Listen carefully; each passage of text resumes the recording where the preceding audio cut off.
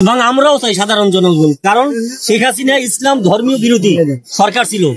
শেখ হাসিনা পিলখানায় সেনাবাহিনীর লোকদেরকে মিথ্যাভাবে নাটকীয় ভাবে হত্যা করছে। শেখ হাসিনা হেফাজত ইসলামকে হত্যা করছে।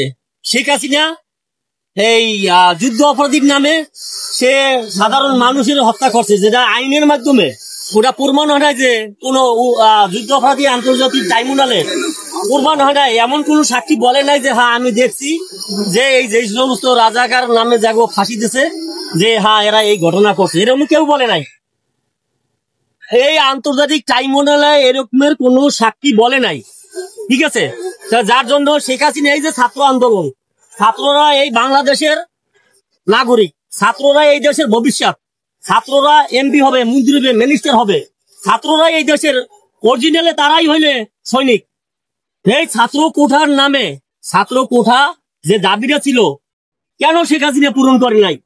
ছাত্র তো কই, ছাত্র জনতার ভিতরে আওয়ামী লীগেও তো ছাত্রলীগ ছিল, বিএনপি তো ছাত্র দল ছিল, জামাত ইসলামে তো ছাত্র শিবির ছিল, চরমোনাই তো ছাত্র সংগঠন ছিল, সমস্ত দলেই তো ছাত্র সংগঠন ছিল।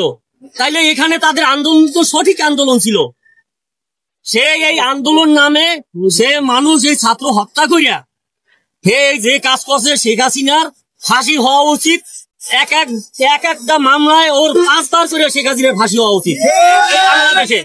শেখ হাসিনার পিলখানায় 3 বার ফাঁসি হওয়া উচিত। কবরে ফাঁসি দিল, কবরে